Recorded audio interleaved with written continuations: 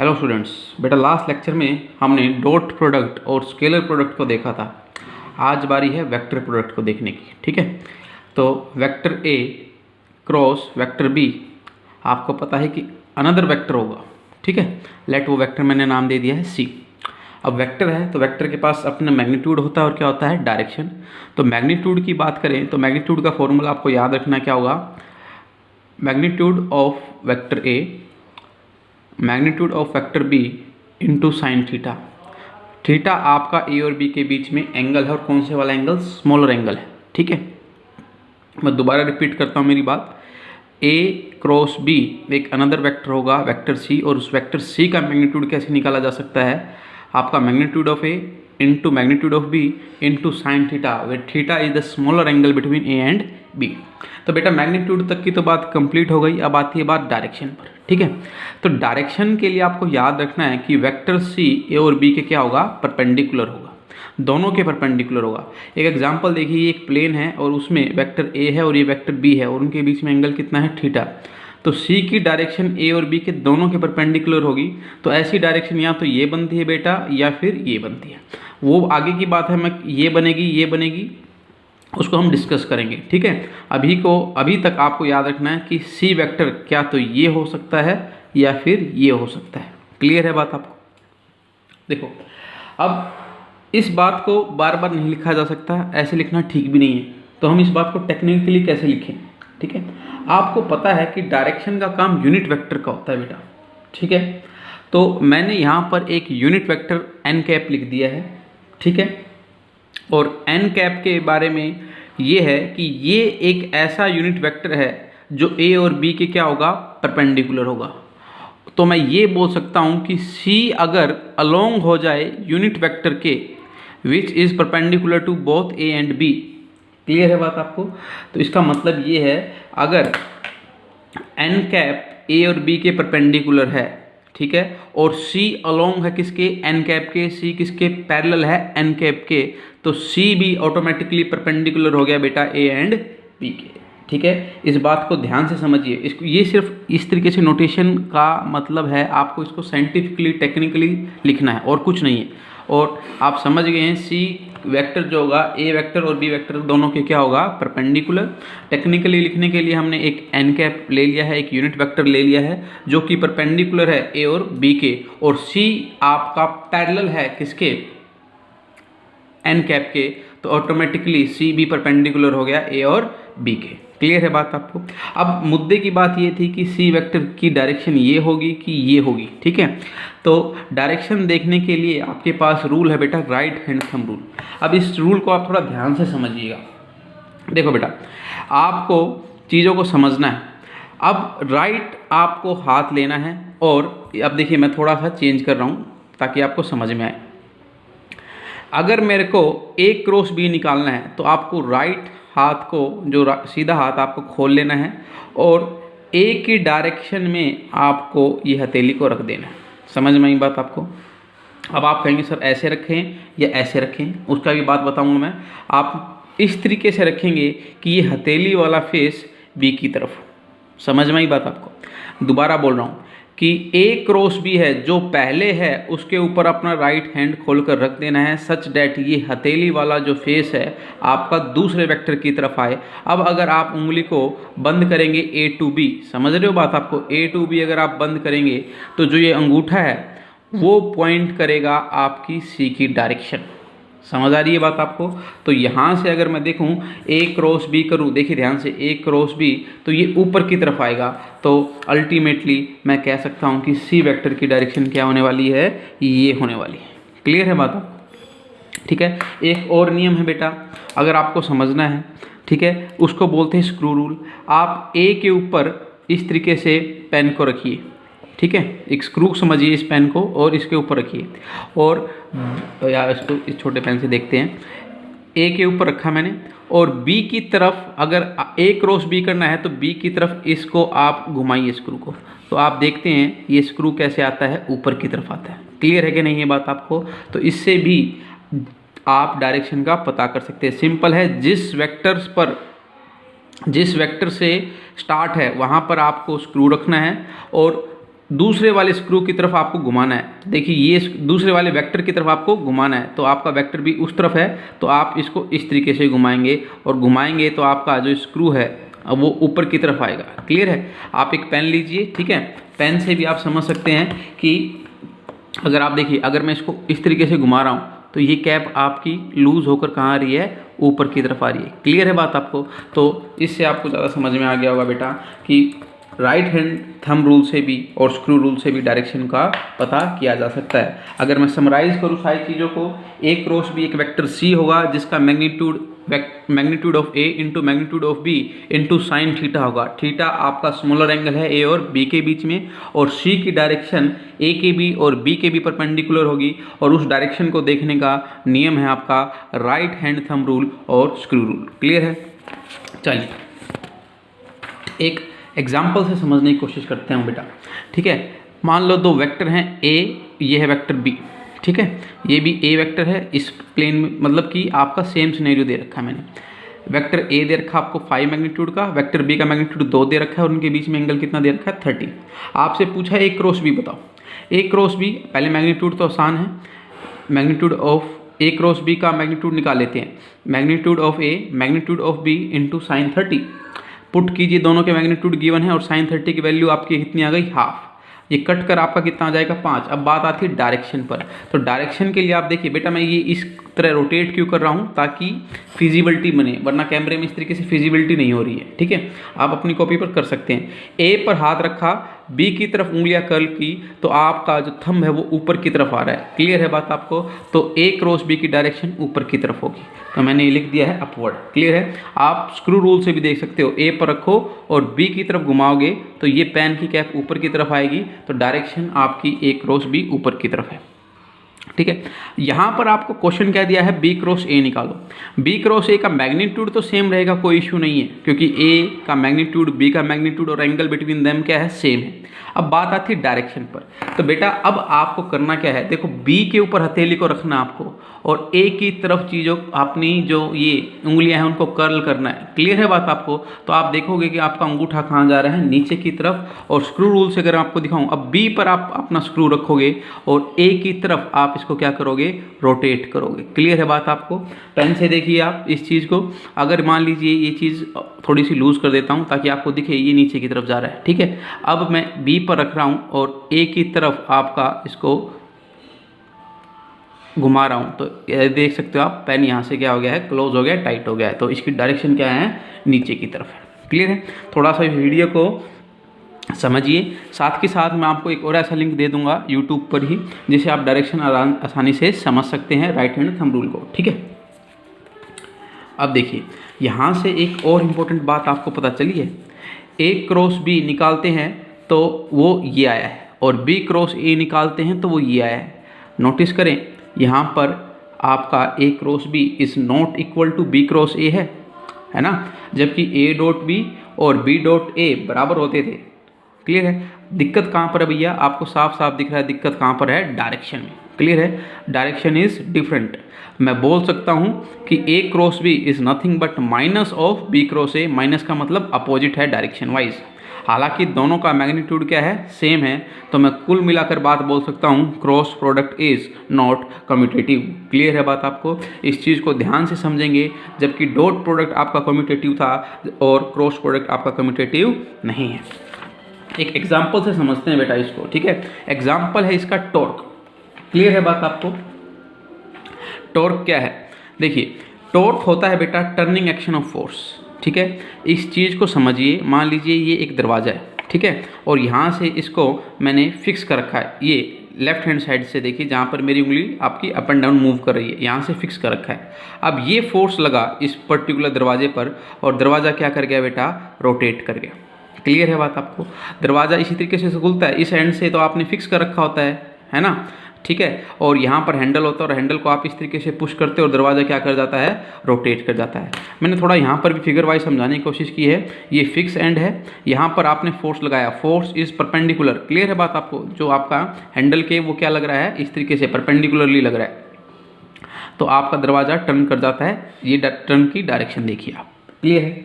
अब आप एक बात बताओ कि इसी फोर्स, इस फोर्स का काम क्या है, इस फोर्स ने आपका इस दरवाजे को टर्न कर दिया, that is called turning action of force, और इसे ही हम क्या बोलते हैं बेटा, टॉर्क बोलते हैं। क्लियर है बात आपको। टॉर्क का फॉर्मूला क्या है, आर क्रॉस एफ। ये आर क्या है, आर फिक्स एंड से जहां पर फोर्स लग रहा है वो दूरी है, ठीक है, और एफ क्या है, फोर्स है, ठीक है। अब आप देखो इस चीज़ को ध्यान से देखना, तो ये चीज़ यहाँ से लेकर यहाँ तक आर हो गई और ये क्या हो गया, फोर्स हो गया बेटा, और अल्टीमेटली दरवाज़ा इस तरीके से टर्न कर रहा है। तो कुल मिलाकर अगर आप समझें, दरवाज़ा बेटा इस एक्सिस के अबाउट, इस एक्सिस के अबाउट, देखिए ये वाली एक्सिस, ठीक है, ये वाली एक्सिस इसके अबाउट क्या कर रहा है, टर्न कर रहा है। इस एक्सिस के अबाउट, जहाँ पर मेरा लेफ्ट हैंड है, इस एक्सिस के अबाउट दरवाज़ा क्या कर रहा है बेटा, टर्न कर रहा है। मैं आपको इस फिगर से समझाने की कोशिश करूँ, ठीक है। ये वाली एक्सिस, ये वाली एक्सिस, इसके अबाउट दरवाज़ा क्या कर रहा है, टर्न कर रहा है, ठीक है। तो टॉर्क मैं बोलूँगा इस एक्सिस के अबाउट लग रहा है। अब आप थोड़ा सा देखिए, समझने की कोशिश कीजिए, ये आर हो गया और ये एफ है, ठीक है। मैं इस तरीके से समझा रहा हूँ, एफ ऐसे लग रहा है, तो एफ को मैं दिखा नहीं सकता, तो मैंने इसको क्रॉस से दिखा दिया बेटा। आर एज इट इज़ है, एफ को मैं इस तरीके से प्लेन पेपर में कैसे दिखाऊं, तो मैंने इसको क्रॉस करके दिखा दिया। इसका मतलब एफ किस तरफ जा रहा है, अंदर की तरफ जा रहा है, और टॉर्क की एक्सिस ये है। तो आप देख सकते हैं कि जो टॉर्क है वो आर के भी परपेंडिकुलर है, और ये दोनों एक्सिस भी आपस में क्या है बेटा, परपेंडिकुलर। कौन कौन सी वाली एक्सिस, फोर्स वाली एक्सिस और टॉर्क वाली एक्सिस। क्लियर है। थोड़ा सा चीज़ों को समझने की कोशिश कीजिए, आपको समझ में आएगी। क्लियर है। मैं दोबारा से रिपीट कर रहा हूँ, देखिए फोर्स की डायरेक्शन ये है आपकी, आर की डायरेक्शन, ठीक है, आर की डायरेक्शन ये है, और टॉर्क आपका इस एक्सिस के अबाउट आया है, ठीक है। तो नोटिस करें, टॉर्क आर के भी परपेंडिकुलर है और टॉर्क किसके परपेंडिकुलर है, एफ के भी परपेंडिकुलर है। ये कैसे परपेंडिकुलर है सर, समझ आइए आप बेटा। इसको अगर इधर शिफ्ट कर दो एक बार के लिए, तो अब आपको टॉर्क और फोर्स दोनों क्या दिखाई देंगे, परपेंडिकुलर दिखाई देंगे, क्योंकि आप जानते हैं कि वेक्टर को पैरेलली शिफ्ट कर सकते हैं हम अपने सहूलियत के हिसाब से, ठीक है। तो आपका टॉर्क आर के भी परपेंडिकुलर है, फोर्स के भी परपेंडिकुलर है, तो अल्टीमेटली टॉर्क आपका आर क्रॉस एफ है, मतलब क्रॉस प्रोडक्ट है आर का और फोर्स का। देखिए मैंने इसके ऊपर क्या लगाया है, वेक्टर का सिंबल लगाया है। नेक्स्ट है कुछ इंपॉर्टेंट पॉइंट्स, ठीक है। मान लीजिए कोई दो वेक्टर आपको दे रखे हैं और उनके बीच में एंगल क्या तो 0 है या फिर 180 है, तो ए क्रॉस बी निकालो बेटा आप। ए क्रॉस बी अगर आप निकालोगे तो ए क्रॉस बी होता क्या है, magnitude of A magnitude of B into sine theta, ठीक है। तो मैं निकालता हूँ magnitude of A magnitude of B into sine theta. Theta कितना है 0, और साइन 0 कितना होता है 0। क्लियर है बात आपको। 180 पुट करो तो भी कितना आएगा, ये 0 आएगा, क्योंकि साइन 180 की वैल्यू भी कितनी होती है, 0 होती है। तो बेटा समझाने वाली बात ये है कि अगर दो वेक्टर पैरेलल या एंटी पैरेलल, अगर एंगल उनके बीच में 0 है तो वो पैरेलल हैं, और 180 है तो एंटी पैरेलल हैं, तो आपका क्रॉस प्रोडक्ट उन दोनों वेक्टर का हमेशा क्या होने वाला है, 0 होने वाला है। क्लियर है बात आपको, ठीक है। अब मैं दो तरीके से बात बोल सकता हूँ कि अगर थीटा 180 या 0 है तो ए क्रॉस बी क्या होगा, 0 होगा, और उल्टा भी बोल सकता हूँ, अगर ए क्रॉस बी 0 है तो पक्का दोनों वेक्टर के बीच में एंगल 0 या फिर 180 होगा। समझ में ही बात आपको। चलिए अब जैसे लास्ट डॉट प्रोडक्ट में क्या था, दो यूनिट वेक्टर का भी हम क्रॉस प्रोडक्ट लेकर देखेंगे, डॉट प्रोडक्ट भी हमने लेकर देखा था, याद कीजिए, ठीक है। तो अब हमारी ड्यूटी है क्रॉस प्रोडक्ट लेना दो यूनिट वेक्टर का। तो मैं पहले आई क्रॉस आई से स्टार्ट करता हूँ, एक बार इस पेयर को देखेंगे सिर्फ। आई कैप का मैग्नीट्यूड 1, इस आई कैप का भी मैग्नीट्यूड कितना हो गया, 1 हो गया, ठीक है। अब आई और आई के बीच में एंगल कितना हो गया बेटा, 0। क्लियर है बात आपको, क्योंकि सेम वेक्टर है। अगर मैं कहूँ वेक्टर ए का वेक्टर ए के साथ कितना एंगल होगा, वो 0 होगा, तो आई कैप का आई कैप के साथ एंगल कितना होगा, 0, तो साइन 0। तो आपने 0 पुट किया तो साइन 0 की तो वैल्यू 0 होती है, तो आंसर कितना आ गया, 0 आ गया। देखिए ध्यान से, मैंने 0 के ऊपर वेक्टर का सिंबल लगाया है। आपको पता है कि ए क्रॉस बी क्या देगा आपको, सी वेक्टर देगा, ठीक है। तो इसको मैं बोलूँगा 0 वेक्टर। क्लियर है बात आपको। और इसी तरीके से जे क्रॉस जे और के क्रॉस के भी क्या आएगा, 0 वेक्टर आएगा। थोड़ा सा आंसर याद करें, डॉट प्रोडक्ट में क्या आया था ऐसा याद करें, वहाँ पर i cross i dot i j dot j और k डॉट के कितना आया था 1 आया था, और यहाँ पर आंसर कितना आ रहा है 0 आ रहा है। ठीक है, आपको काफ़ी मामले में ये चीज़ें अपोजिट नज़र आएंगी, डॉट प्रोडक्ट और स्केलर प्रोडक्ट आपको डिफरेंट नज़र आने वाली है। वहाँ पर अगर थीटा 0 होता था, नोटिस करें, तो a डॉट बी आपका मैक्सिमम होता था। ठीक है, अगर उनके बीच में थीटा 0 है तो a डॉट बी क्या होगा मैक्सिमम, जबकि यहाँ पर a क्रॉस b क्या हो गया है 0, क्योंकि वहाँ पर i डॉट आई 1 है मैक्सिमम है, और यहाँ पर i क्रॉस i क्या है 0 है। ठीक है, अब चलिए आपको ये चीज़ पता है, i vector, i unit vector जो है वो x डायरेक्शन के लिए है, j वेक्टर आपका y डायरेक्शन के लिए है, और k वेक्टर किस तरह डायरेक्शन के लिए है z डायरेक्शन के लिए। ठीक है, मेरे को i क्रॉस j करना है। i का मैग्नीट्यूड कितना बेटा 1, j का मैग्नीट्यूड 1, और i और j के बीच में एंगल कितना है 90 है। ठीक है, तो इसका मतलब ये आपका 91 होता है, तो sin 91 होता है, तो ये आपका आंसर कितना आ गया 1 आ गया। अब बात आती है डायरेक्शन पर, आपको वही करना है कि i क्रॉस j, देखिए ये जो z डायरेक्शन है मैंने इस तरफ दिखा रखी है बेटा, लेकिन एक्चुअली में ये तीनों डायरेक्शन आप परपेंडिकुलर होती हैं, तो z डायरेक्शन आपकी तरफ आ रही है, कुछ क्लियर है बात आपको, लेकिन मैं आपकी तरफ आपका इस पेपर में दिखा नहीं सकता, इसलिए मैंने इसको थोड़ा सा टिल्ट करके दिखा दिया।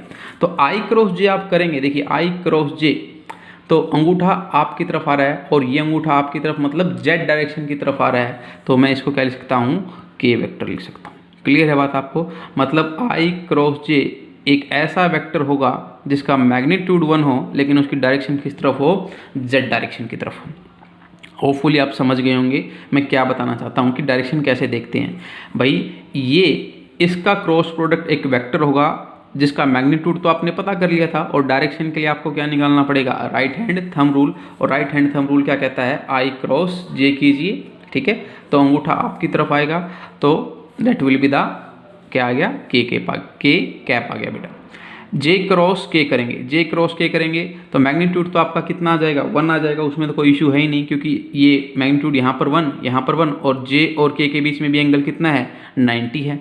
ठीक है, अब j क्रॉस z करता हूँ मैं, देखो भाई अब आपको पता है आप z आपकी तरफ है, क्लियर है बात आपको, ये वेक्टर है z, समझ रहे हो बात आपको, तो आपको y की तरफ हथेली को रखना है और z की तरफ क्या करना है, उसको आपको बंद करना है, अपनी उंगलियों को कर्ल करना है, तो अंगूठा आपको डायरेक्शन दे रहा है, that will be according to i।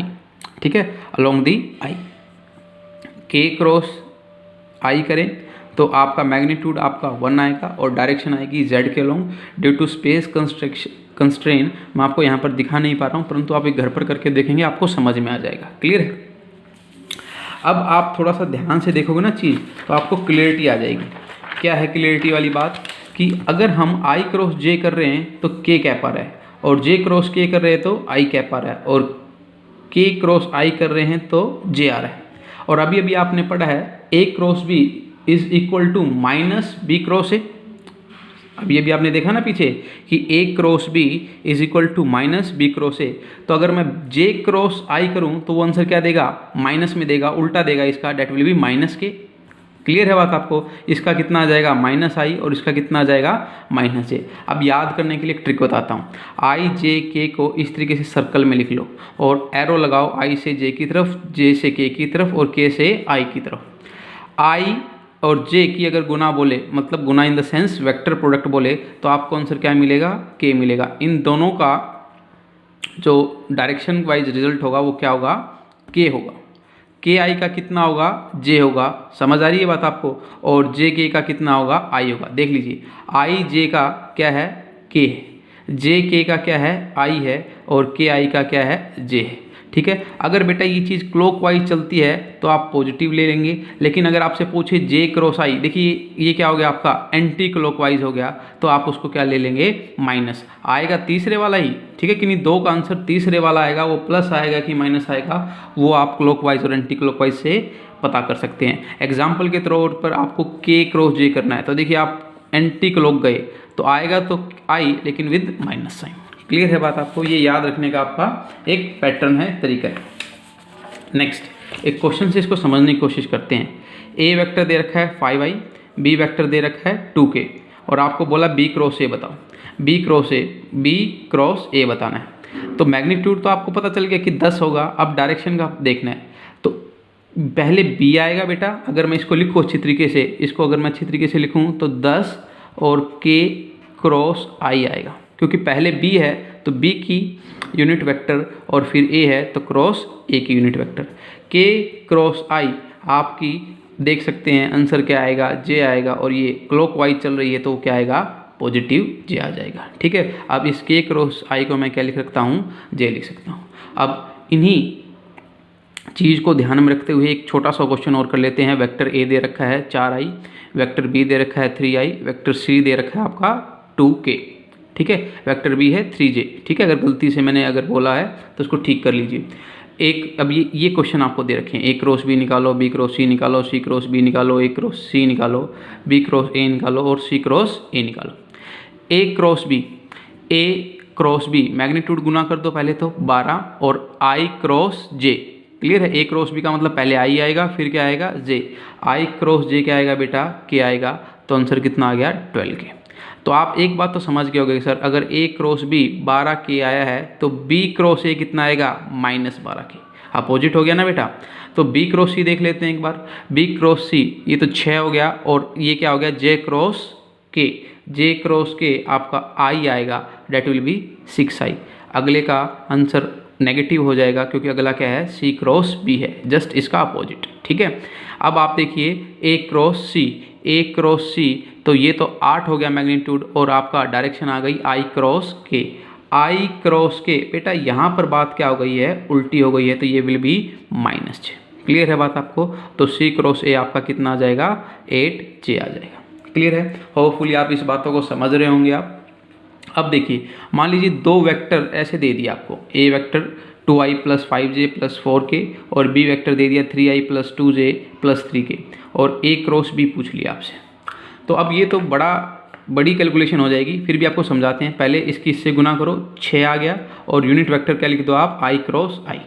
फिर इसकी इससे करो, 2 गुना 2 4, और यूनिट वेक्टर की मल्टीप्लाई करो, i क्रॉस j आ गया। डायरेक्शन का चक्कर है सारा बेटा। ठीक है, तो 6 i क्रॉस k। फिर इसी तरीके से 5 के लिए 5 × 3 15 j cross i, 5 × 2 10 j cross j, 5 × 3 15 j cross k। इसी तरीके से 4 की करो, 3 12 k cross i, 8 k cross j plus 12 k cross k। i cross i, j cross j, k cross k, इनका तो कोई मतलब नहीं बनता है, ये तो आपने देख रखे हैं क्या होते हैं, 0। अब इसी ट्रायंगल को फॉलो करते हुए, ट्रायंगल बोल रहा हूँ मैं, इसी सर्कल को फॉलो करते हुए इन सभी चीज़ों को लिखो। i क्रॉस, अब आप खुद चेक करेंगे, i क्रॉस j आपका पॉजिटिव की होगा। ठीक है, तो +4k लिख दिया मैंने, इस टर्म को उठाकर क्या लिख दिया, 4k। इसको i क्रॉस k, इसको चेक करना आप, ये आपका एंटी क्लॉक जाएगा, और i क्रॉस k तो ये एंटी क्लॉक आ गया, तो ये -j आएगा। क्लियर है बात आपको, -6j into 15j cross i, ये भी एंटी क्लॉक गया। ठीक है, तो ये -k आ जाएगा बेटा, -15k। ठीक है, j क्रॉस k क्लॉकवाइज जा रहा है, तो ये आपका आ जाएगा 15i। k cross i clockwise जा रहा है, तो आपका कितना आ जाएगा बेटा, ये आपका 12j। ठीक है, और k क्रॉस j ये एंटी क्लॉक गया बेटा, तो आपका -8i। ठीक है, ये -8i में आ गया। तो पहले i वाली टर्म्स इकट्ठी कर लेते हैं, 15 और 8 7। ठीक है, फिर j वाली कर लो आप, ये कितना हो गया, +6, और फिर k वाली कर लो आप -11। तो देखते हैं, थोड़ा सा बड़ा मेथड पड़ता ही है ना, तो कोई दिक्कत वाली बात नहीं है, आप ऐसे भी कर सकते हो, लेकिन अपने पास एक शॉर्टकट मेथड भी है, उसको समझते हैं। ठीक है, we have a shortcut method. तो आपको करना क्या है, 2 लाइन खींच लेनी है, इसको वैसे तो बोलते हैं बेटा डिटरमिनेंट। ठीक है, और ऊपर उसमें क्या लिख लेना है, पहले i कैप, j कैप और k कैप। वेक्टर a के जो मैग्नीट्यूड है अलोंग दिस पर्टिकुलर डायरेक्शन, उनको पुट कर देना है, 2 5 4, और वेक्टर b का क्या है, 3 2 3। ठीक है बात आपको, और आपको क्या निकालना है, a क्रॉस b निकालना है। अब आपको करना क्या है, a क्रॉस b निकालने के लिए ब्रैकेट बना लेनी है, पहले ब्रैकेट के साथ k कैप, दूसरे ब्रैकेट के साथ j कैप, और तीसरे ब्रैकेट के साथ k कैप।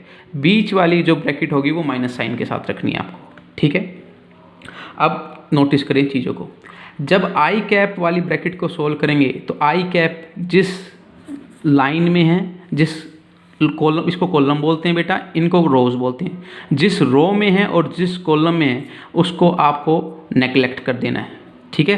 तो आपके पास ना तो आपको इसको देखना है और ना ही आपको इसको देखना है। तो आपके पास ये बचे 5 4 2 3। तो पहले आप 5 को 3 से गुना करेंगे, ठीक है, कितना आएगा 15 माइनस 2 गुना 4 8, मतलब इस तरह से गुना माइनस इस तरीके से गुना, क्रॉस मल्टीप्लिकेशन, ठीक है, 15 माइनस 8। क्लियर है बात आपको। अब जब जे की बारी आएगी इसको छुपा देंगे, क्लियर है। तो 2 गुना 3 माइनस 3 गुना 4, ठीक है। जब इसकी बारी आएगी इनको छुपा देंगे, 2 गुना 2 और 3 गुना 5 विद माइनस साइन। सोल्व करना बेटा, आपके पास सेम आंसर आएगा 7i + 6j - 11k। क्लियर है। अब थ्योरी वाइज बात करूँ तो टॉपिक कंप्लीट होता है। कुछ क्वेश्चन और करा देता हूँ ताकि आपको ग्रिप्स मिले। देखिए, एक वेक्टर दे रखा है ए और दूसरा वेक्टर दे रखा है ए, और बोला गया है कि ये शो करना आपको ए और बी पैरेलल है।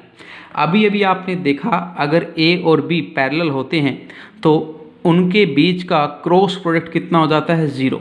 क्लियर है बात आपको, ठीक है। तो इसी तरीके से जो मैंने अभी आपको पीछे बताया, डिटर्मिनेंट फॉर्म बनाइए आप, ठीक है, और सोल्व करिए, ठीक है। और आप देखेंगे कि ए क्रॉस बी कितना आ रहा है, आपका 0 आ रहा है, ठीक है बेटा। आप इस तरीके की फॉर्म बना लेना, ठीक है। इस क्वेश्चन को दिखा रहा हूँ मैं आपको इस तरीके की। देखिए, ये कितना हो जाएगा, यहाँ पर 1 आ जाएगा, यहाँ पर -1 आ जाएगा और यहाँ पर 2 आ जाएगा, ठीक है। और यहाँ पर 3 -3 और यहाँ पर 6। क्लियर है बात आपको। और इसको सोल्व करना, आप सोल्व करने के बाद आपका आंसर यहाँ पर क्या आएगा, 0i - 0j + 0k। तो आप बोल सकते हैं ए क्रॉस बी कितना आ गया 0, मतलब आपके जो गिवन वेक्टर हैं वो क्या हैं, पैरेलल है, ठीक है। नेक्स्ट देखिए question, find a unit vector perpendicular to A and B, ठीक है। इन दोनों के परपेंडिकुलर, ठीक है। तो बेटा एक बात बताओ कि अगर मैं ए क्रॉस बी करूं तो मेरे को एक ऐसा वेक्टर मिलेगा जो ए के भी परपेंडिकुलर हो क्या और बी के भी परपेंडिकुलर हो, ठीक है। ठीक है, पहले तो मैं वही करता हूं, एक आपका डिटर्मिनेंट बना लेता हूं i j k। पहला वेक्टर क्या है 2 3 1 और दूसरा वेक्टर क्या है 1 -1 और 1। इसको सोल्व करेंगे आपके पास तो आंसर क्या आएगा 4i - j - 5k, ठीक है। ये आपके पास वेक्टर आ गया, मतलब C एक ऐसा वेक्टर आ गया जो इन दोनों के परपेंडिकुलर हो। लेकिन उसने हमसे वेक्टर नहीं पूछा, उसने हमसे पूछा है यूनिट वेक्टर। तो याद करो यूनिट वेक्टर को कैसे निकालते थे, मैंने आपको बताया हुआ है कि वेक्टर जो होता है उसके पास अपना मैग्नीट्यूड होता है और साथ के साथ अपनी क्या होती है, डायरेक्शन होती है। इसको C कैप लिख सकते हैं, यहाँ पर मैंने N कैप लिख दिया है, तो कन्फ्यूज होने वाली बात नहीं है, ठीक है। तो इसको C कैप ही कर लो आप ताकि आप कन्फ्यूज ना हो। तो C कैप निकालने के लिए आपको क्या करना पड़ेगा, उस वेक्टर से उस मैग्नीट्यूड को उसके मैग्नीट्यूड से उस वेक्टर को डिवाइड करना पड़ेगा, ठीक है। तो C कैप और कुछ नहीं है, C जो आपका वेक्टर है और कुछ नहीं है, वो A क्रॉस B है और इसका मैग्नीट्यूड मतलब A क्रॉस B का मैग्नीट्यूड, ठीक है। तो C आपने निकाल लिया था, याद करो। और C का मैग्नीट्यूड कैसे निकालेंगे, 4 का स्क्वायर प्लस -1 का स्क्वायर माइनस 5 का स्क्वायर। तो आपका आंसर आ जाएगा √42। तो अल्टीमेटली A क्रॉस B आपके पास ये है और उसका मैग्नीट्यूड कितना है √42 and this will be your required answer. Clear है। नेक्स्ट है बेटा, वेक्टर A दे रखा है, उसका मैग्नीट्यूड 5 है, वेक्टर B का मैग्नीट्यूड 6 है और A क्रॉस B का मैग्नीट्यूड आपको दे रखा है वो 15 है। तो A और B के बीच में एंगल बताना है, ऑप्शन 4 दे रखे हैं आपको। बेटा A क्रॉस B आपको पता है ये होता है, आपको यहाँ पर इसके बारे में ज़्यादा सोच विचार करने की जरूरत नहीं है क्योंकि बात सिर्फ और सिर्फ किस वाइज हो रही है, मैग्नीट्यूड वाइज हो रही है। और हमारा मुद्दा थीटा निकालना है, तो थीटा तो मैग्नीट्यूड को देखें तो भी निकल जाएगा, ठीक है। हेयर हम डील करेंगे किसके साथ, मैग्नीट्यूड के साथ। A क्रॉस B कितना दे रखा है बेटा, अगले ने आपको 15, ठीक है। ये 5 दे रखा है, ये 6 × sin थीटा। तो इसको सोल्व करेंगे, ये यहाँ पर कट करेगा, 5 को 15 से कट करेंगे 3 आएगा, फिर 6 नीचे लेके जाओ, 3/6 कितना हो गया, हाफ हो गया। साइन की वैल्यू कहाँ होती है, हाफ 30 डिग्री पे एंगल पर होती है, परंतु आंसर देखिए क्या 30 को ऑप्शन में है, तो यहाँ पर बच्चे कंफ्यूज कर जाते हैं इतना क्वेश्चन करने के बावजूद भी। क्लियर है बात आपको? यहाँ पर आपको कंफ्यूज नहीं करना है, आपको थोड़ा सा ट्रिग्नोमेट्री भी लगानी आनी चाहिए। देखो आपको पता है साइन 180 माइनस थीटा, ठीक है, 180 पर एंगल चेंज नहीं होता है और 180 माइनस थीटा 180 में से कुछ घटा तो सेकंड क्वाड्रेंट है, तो सेकंड क्वाड्रेंट में साइन पॉजिटिव होता है, तो अल्टीमेटली वो क्या आएगा, साइन थीटा आएगा। क्लियर है बात आपको? तो अगर मैं यहाँ पर 30 पुट करूँ तो यहाँ पर भी 30 पुट करूँगा तो यहाँ पर कितना निकल कर आएगा, साइन 150। क्लियर है बात? मतलब साइन 150 किसके बराबर होता है, साइन 30 के बराबर है, और 150 आपको ऑप्शन में दे रखा है। क्लियर है?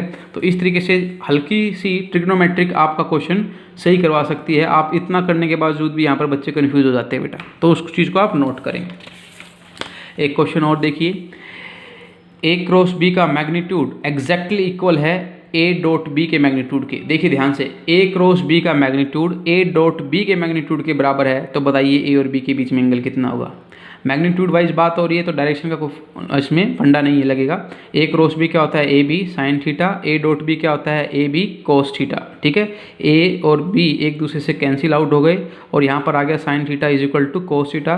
किस एंगल पर थीटा साइन थीटा की और कोस थीटा की वैल्यू बराबर होती है, एंड दैट विल बी 45। ठीक है, तो 45 पर आप जानते हैं साइन 45 और कोस 45 कितना होता है आपका 1/√2, यही होता है ना बेटा। ठीक है, तो इस तरीके से आप इस चीज़ को सोल्व कर सकते हैं। नेक्स्ट है आपका A dot A cross B क्या होगा, ये क्वेश्चन पूछा गया। ए क्रॉस बी का आपको डॉट प्रोडक्ट लेना है ए वेक्टर के साथ, वो कितना होगा। देखिए ए क्रॉस बी को देखता हूँ मैं, ए क्रॉस बी एक वेक्टर सी आएगा जो कि परपेंडिकुलर होगा ए और बी के। ठीक है, तो अगर हम देखें हमें अब फिर क्या फाइंड आउट करना है, means we have to find out A dot C. मतलब अगर इसको मैं सी बोल दूं तो मेरे को अल्टीमेटली फाइंड आउट क्या करना है, ए डॉट सी। और बेटा जो सी है वो ए के परपेंडिकुलर है, क्योंकि जो वेक्टर सी आएगा वो ए के भी परपेंडिकुलर होगा और किसके परपेंडिकुलर होगा, बी के। तो जो सी है वो ए के परपेंडिकुलर है, तो अल्टीमेटली मैं बोल सकता हूँ ए और सी के बीच में एंगल कितना है, 90 है। ठीक है, तो डॉट प्रोडक्ट में क्या आता है, कोस 90। ठीक है, क्योंकि थीटा कितना है, 90 है, कोस थीटा आता है ना बेटा डॉट प्रोडक्ट में, तो कोस 90 की वैल्यू 0, तो आपका आंसर कितना आ गया, 0। तो ये बात आप हमेशा याद रखेंगे, ए वेक्टर का डॉट प्रोडक्ट लूँ मैं ए क्रॉस बी के साथ तो उसका आंसर कितना आएगा, 0 आएगा। दोबारा से रिपीट करता हूँ, ये एक ऐसा वेक्टर आएगा जो ए के भी परपेंडिकुलर होगा और सी बी के भी परपेंडिकुलर होगा। तो मेरे को अल्टीमेटली क्या निकालना है, A dot C, and angle between C and A is 90। तो कोस 90 पुट करेंगे एंड कोस 90 0 होता है, तो आपको ये आंसर मिलेगा। ठीक है, नेक्स्ट पार्ट देखिए, क्वेश्चन देखिए, ए डॉट सी। ए डॉट सी आपको गिवन है 0 है, ए डॉट बी भी आपको पता है गिवन है 0 है। तो इसका मतलब क्या है, डॉट प्रोडक्ट 0 मतलब एक दूसरे के ये क्या होंगे, परपेंडिकुलर। तो ए सी के भी परपेंडिकुलर है और ए बी के भी परपेंडिकुलर है। तो इसने पूछा है तो ए किसके पैरेलल होगा, ये क्वेश्चन पूछा है। देखिए एक प्लेन बना लेता हूँ मैं और उसमें दो वेक्टर ले लेता हूँ, एक वेक्टर बी ले लिया और एक वेक्टर क्या ले लिया, सी ले लिया, और ए वेक्टर इन दोनों के परपेंडिकुलर खींच लेता हूँ क्योंकि ये हमें पता है। देखिए ए बी के भी परपेंडिकुलर है और ए किसके परपेंडिकुलर है, सी के भी परपेंडिकुलर है। ठीक है, तो ए किसके पैरेलल होगा, तो बेटा जी आप बी क्रॉस सी करो, बी क्रॉस सी, बी क्रॉस सी आपका थंब ऊपर की तरफ आएगा। अगर मैं बी क्रॉस सी करूँ तो थंब ऊपर की तरफ आएगा, तो जो ए वेक्टर है वो किस वेक्टर के पैरेलल होगा, वेक्टर बी क्रॉस सी के पैरेलल होगा। बेटा इसी के साथ मैंने आपका वेक्टर पोर्शन को भी कंप्लीट कर दिया है। अगर आप बुक से के हिसाब से देखेंगे तो 2-3 टॉपिक अभी भी बचते हैं, परंतु मैं उन टॉपिकों को यूनिट 2 के साथ कराऊंगा। मेरे को वेक्टर का बेसिक बताना था। ठीक है।